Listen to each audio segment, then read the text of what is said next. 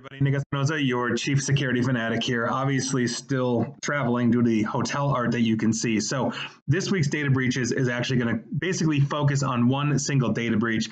And quite frankly, this one is a contender for breach of the year. This is a big one because yet another data breach has exposed passwords and other sensitive information, and it's pretty massive. Now, if you're a longtime listener or a viewer of Breaches of the Week, in whatever format it is, you know I've talked about cybersecurity researcher Jeremiah Fowler quite a bit, and he found this one, and he revealed this discovery of a massive online database containing more than 184 million unique account credentials, and he published this report this past Thursday.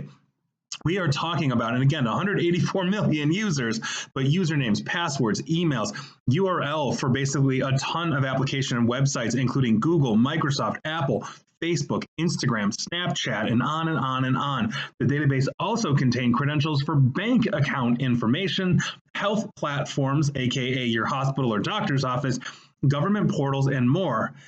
And the problem with this discovery is that the entire file was sitting online completely unencrypted with no password, no security, nothing like that. Just a plain text file with literally millions of sensitive bits of data on possibly UI and almost 200 million of us, right? So based on Fowler's analysis, he determined that the data was captured by some kind of info stealer malware. Now, if you don't know what that is, essentially it's a very popular tool used by cyber criminals, and it's designed to grab things like usernames, passwords, other sensitive data from breach sites and servers as well. And so once obviously these jerks get their hands on your data, they can then use it to launch their own attacks or essentially sell this information on places like the dark web, breach forums, all this kind of stuff. So after finding this database, Fowler contacted the hosting provider, which then removed it from public access. But the provider would not tell Fowler the name of this file's owners. And so Fowler said he didn't know if the database was created legitimately and then accidentally exposed,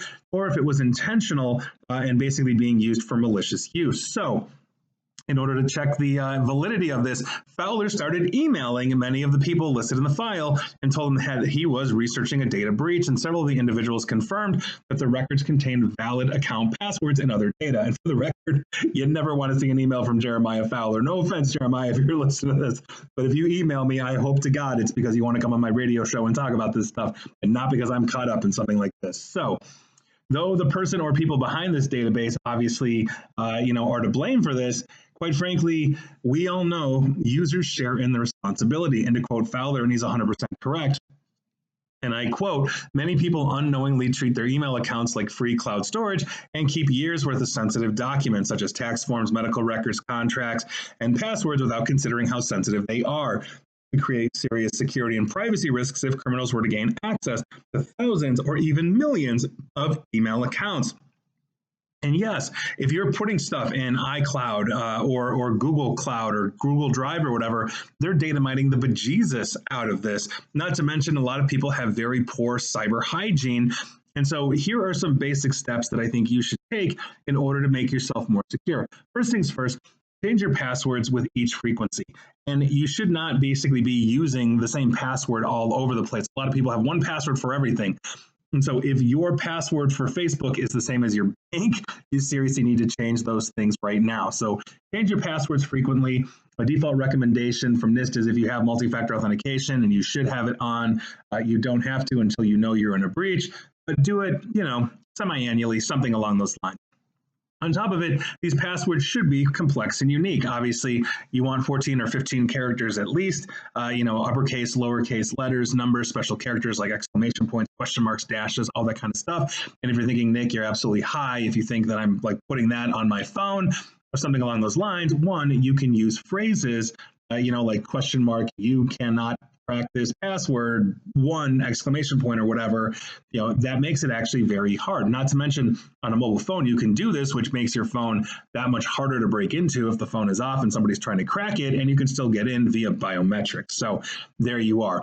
On top of it, as I mentioned, use multi-factor authentication. It's so unbelievably important in this day and age. Everything in your life should be MFA, ideally through an authenticator app or hardware token. Don't go text message anymore. It's been deprecated out. So make sure that you are doing that, or email, because if I'm in your email system and your MFA is email, now I've got your MFA code as well. On top of it, Go over regularly to Have I Been Pwned if you don't have any other kind of service, and check to see if your credentials have been leaked. Punch in your email address, and Have I Been Pwned is run by Australian Troy Hunt. It's very reputable. It'll show you where your data breaches are if you have any data breaches in your life. On top of it, monitor the use of your accounts. In the same way, you should probably be checking to make sure you don't have some ongoing bizarre charge on your credit card. You should see and make sure that you're not sending out any kind of weird email or there's anything unusual in your account. And if you think there is, by all means, change your password ASAP. You can also go to these websites or the portals on the websites for Google, Apple, or whatever, and log out all devices, which would then log out the attacker's devices as well if you change the password. Don't just change it, and then boom, the attacker's in for another 30 days while the token on the device, on their device, their malicious device, is still valid. And use good security software as well. You get what you pay for in this. And so if you're using some kind of free antiviral solution, odds are you're not getting your money's worth. So do your homework. There's a lot of good testing companies out there. I know I have my recommendations on the corporate side and on the public side, but I'm not really going to give you those recommendations because, quite frankly, we look at these products every 90 days or so in my business, and the last thing I want to do is give you a recommendation. You see this video a year from now, and that product no longer is my recommendation. So there you go. That is your breach of the week. It is a big one, and quite frankly, I think it's a contender for breach of the year. And hopefully, we're not going to have anything worse. But quite frankly, we're in May. We got more than half a year to go. So I don't think we're done. But those are your breaches of the week. Were you affected? Yeah, there's a good chance you were this time. So go check it out at Have I Been Pwned. And please like, share, follow me here on Facebook and Twitter at Nick AESP. And please feel free to subscribe to me at YouTube as well. And as always, stay safe, stay online, and please, please, please attempt to stay private and secure. Take care.